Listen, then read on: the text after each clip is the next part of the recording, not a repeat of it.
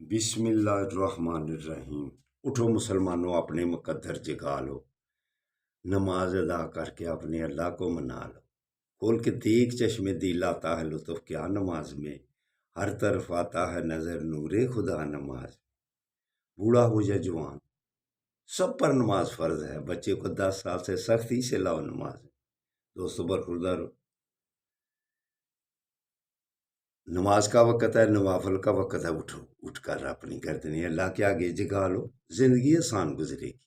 اس کے بعد اللہ کے ناموں کا ورد کیا کرو، یا مقتدرو، جب اللہ کے ناموں کی تسبیح کرو گے اللہ کی رحمتوں کے اثار میں آ جاؤ، اللہ کی رحمتیں آپ پر حاصل ہوں گی۔ اس کے بعد نبی کریم صلی اللہ علیہ وسلم پر درود و سلام پڑھا کرو۔ ایک صحابی عرض کرتے ہیں یا رسول اللہ، 4 حصے عبادت ہوتی ہے، میری ایک حصہ درود پاک، 3 حصے دوسری عبادت۔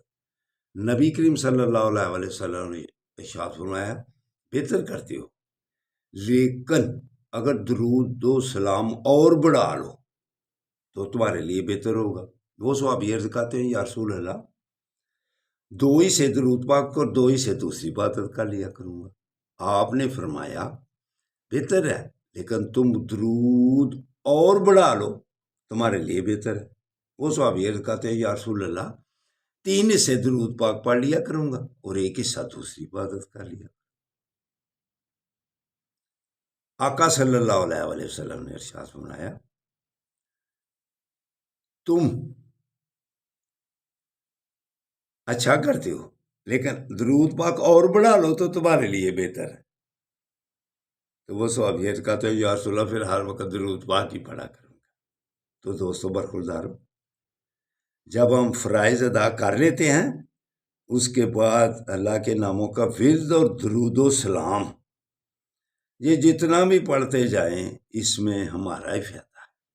اگر قیامت والے دن آقا صلی اللہ علیہ وسلم کا ساتھ آپ کو پسند ہے تو پھر درود و سلام پڑھ لیا کر۔ تو یہ درود و سلام کا حکم اللہ نے قرآن پاک میں بھی دیا ہوا ہے۔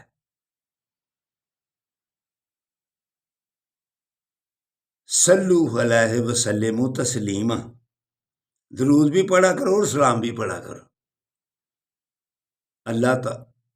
اللہ تعالیٰ اور فرشتے، اللہ پاک خود ارشاد فرماتا ہے کہ ہر وقت آقا صلی اللہ علیہ وسلم اپنے حبیب پر درود پڑھتا رہتا ہوں، اور فرشتے بھی درود پڑھتے ہیں، اور اے مومنو تم بھی میرے حبیب پر درود بھی پڑھو اور سلام بھی پڑھو۔ تو درود و سلام پڑھنے سے ہچکچایا مت کرو، درود و سلام پڑھو اللہ کے حکم کے مطابق، اسی میں ہمارے لیے بہتری ہے۔ تو یہ اللہ کی رحمتیں حاصل کرنے کا وقت ہے، اٹھو اللہ کی رحمتیں حاصل کر لو۔ علامہ اقبال کیسے خود ہمیں سمجھاتے ہیں، ہم تو مائل بے کرم ہیں کوئی سائل ہی نہیں، راہ دکھلائیں کسے کوئی راہ روے منزل ہی نہیں۔ اللہ کی رحمتیں پکار پکار کر کہہ رہی ہیں کہ اٹھو، اگر میری رحمتیں حاصل کرنی ہے، میری برکتیں حاصل کرنی ہے، چین اور سکون سے زندگی گزارنی ہے تو اٹھو، اٹھ کر گردنیں جھکا لو۔ یہ وقت اللہ کو منانے کا، اپنے گناہوں کی معافی مانگنے کا وقت ہے۔ تو دوستو اٹھو، اپنے گناہوں کی بھی معافی مانگے اور دوسروں کے لیے بھی دعا کریں، پھر اللہ ہم پر راضی ہو جائے گا۔ تو جو بھی مظلوم ہے، غزہ والے خاص طور پر اس وقت ہماری دعاؤں کے منتظر ہے۔ یہود و نصارہ انہوں نے مسلمانوں کو اتنا زیر کیا ہوا ہے کہ سارے مسلمان سربراہ بما پاکستان کسی کے منہ سے آواز نکل رہی ہے، یہ اللہ کی ناراضگی کو دعوت دے رہے ہیں۔ اللہ ان کو ہدایت عطا فرمائے یہ اللہ کے عذاب سے بچ جائے ہماری دعا ہے، لیکن ان کا بچنے کا ارادہ بالکل ہی ختم ہو گیا ہوا ہے۔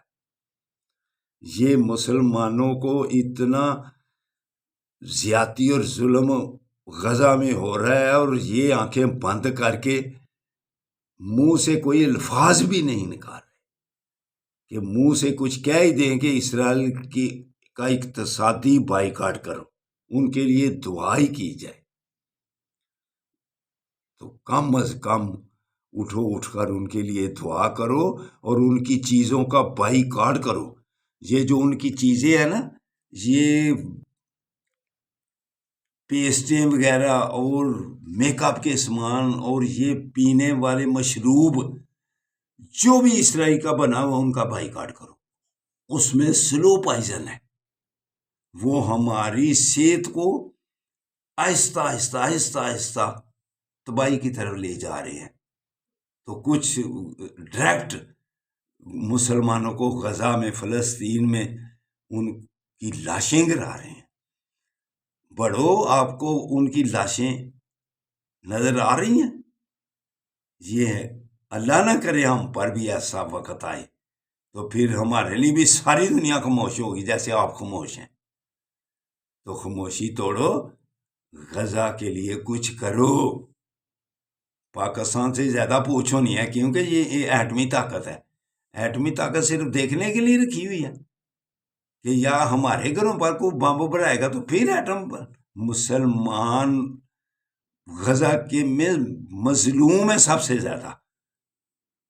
کم از کم ان کے لیے آواز دو، آپ کی آواز کا بہت ایک بات ہوگی پوری دنیا میں۔ تو ہمارے مسلمان آنکھیں بند کر کے یہ غیرت کی کیا کہوں، بس کچھ نہ کہو، خاموشی اس میں بہتر ہے۔ اللہ حافظ، اللہ حافظ۔